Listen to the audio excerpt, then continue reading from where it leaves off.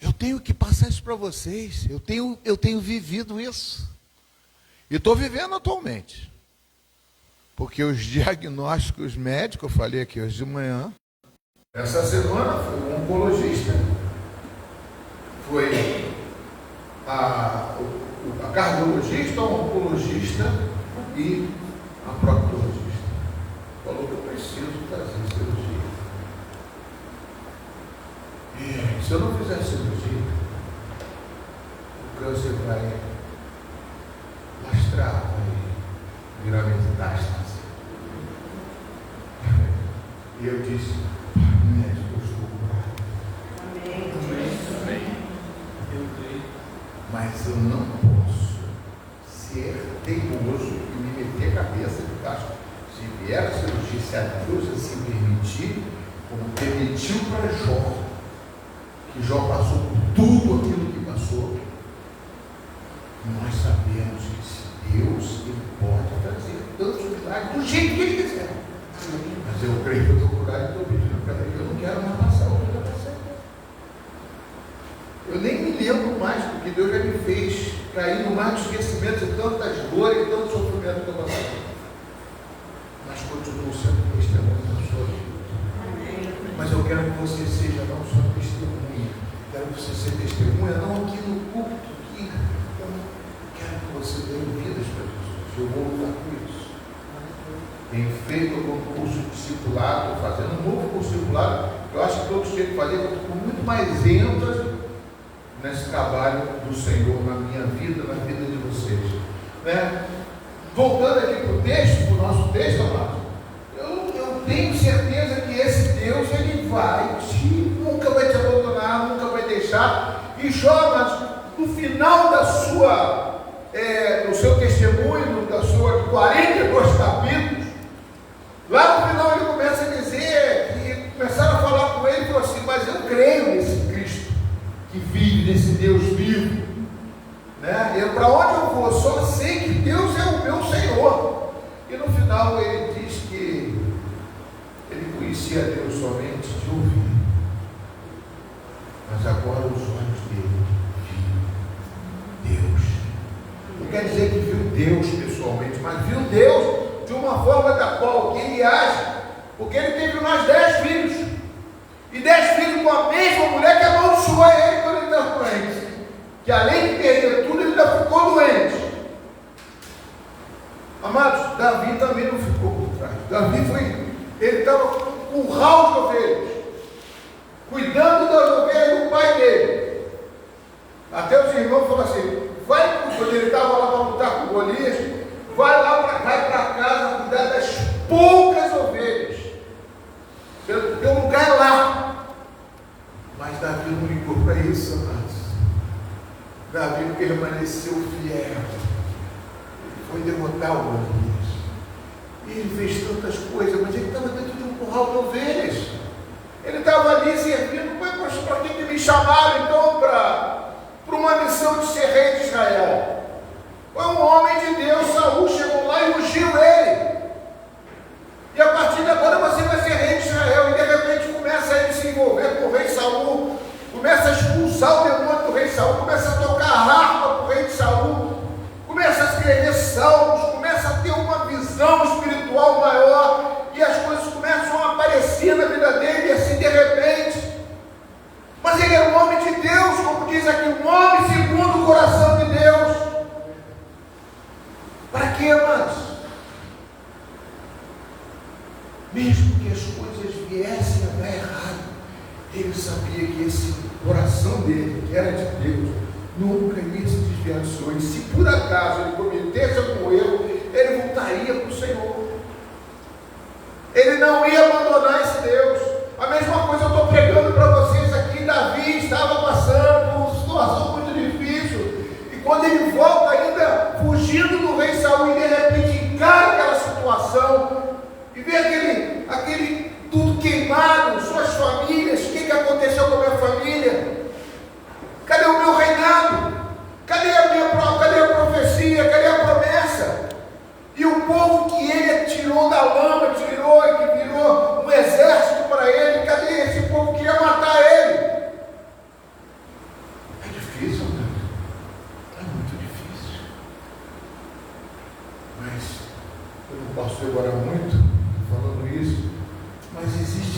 tremendo nessa mensagem. Isso trouxe para mim vida também. A palavra de Deus é vida. A palavra de Deus é viva. Amém. Você lê o texto hoje é uma coisa. Sabe por quê? Presta bem atenção. Hoje é uma coisa para você. Porque as circunstâncias que você está passando hoje, essa palavra vai se encaixar. Mas passou daqui a algum ano, essa palavra ela se renova. E você vai ler e fala, poxa, eu já li isso aqui e li de uma forma diferente, agora eu estou vendo não. Porque essa palavra é viva.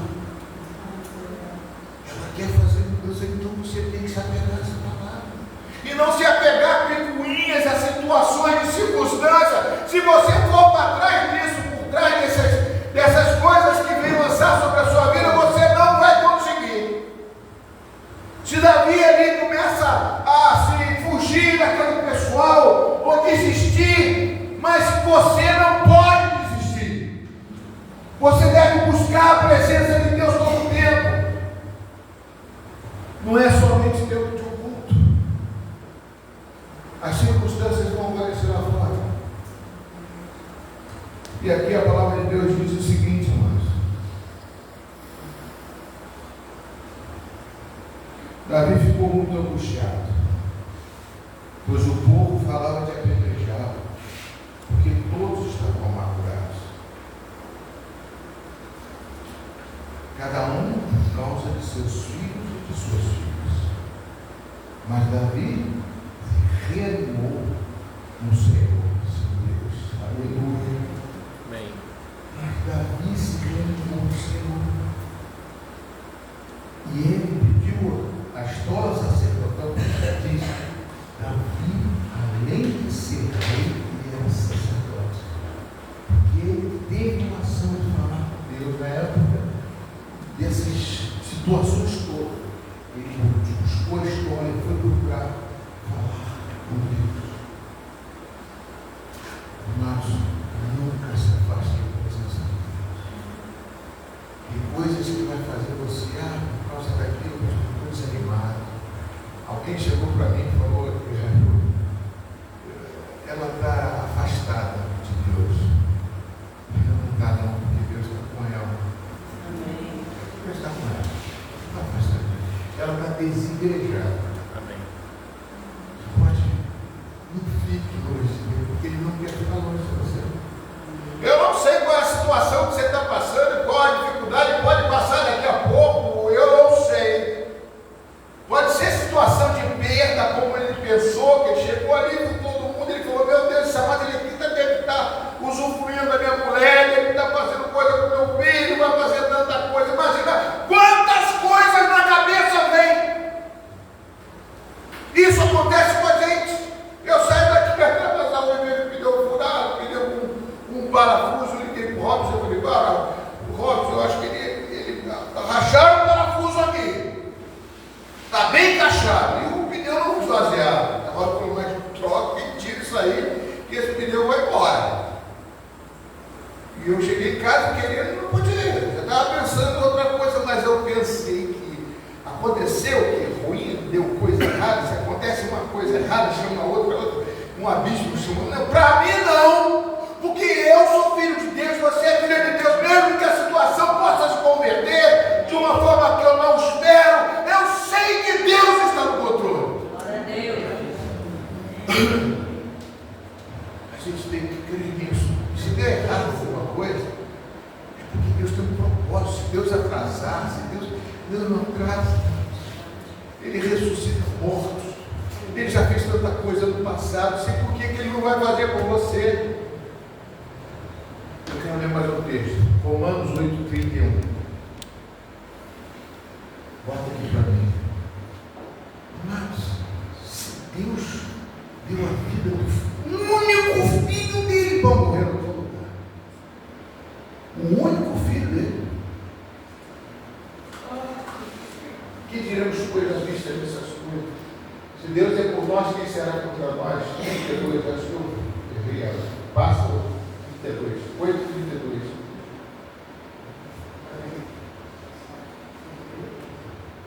8:32.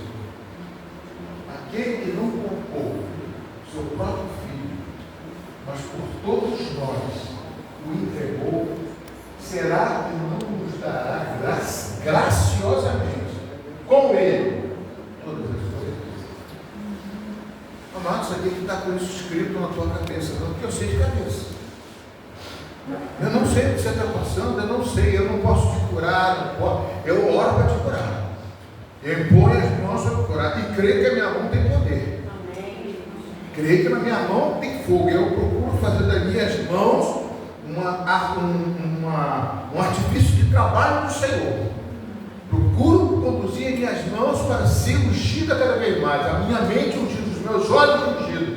Eu me separo para Deus, eu quero me santificar, a minha boca para Deus, para que a glória de Deus se manifeste na minha vida, para manifestar a vida de outras pessoas. Mas quem faz essa cura, quem faz o milagre, quem faz a promessa não sou eu, é o Senhor, que não poupou o próprio filho para morrer no teu lugar, para te dar força, para te levantar, para você não desistir, para você estar aqui nessa casa e ouvir uma palavra dessa.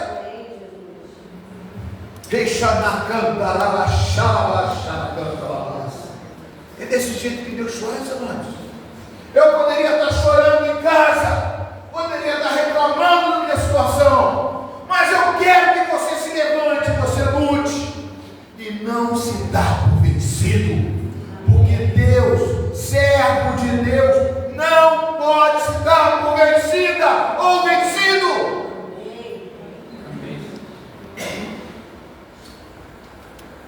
Mesmo as coisas, e se por acaso você me encontrar triste, abatido, pode falar isso para mim, não se dê por vencido.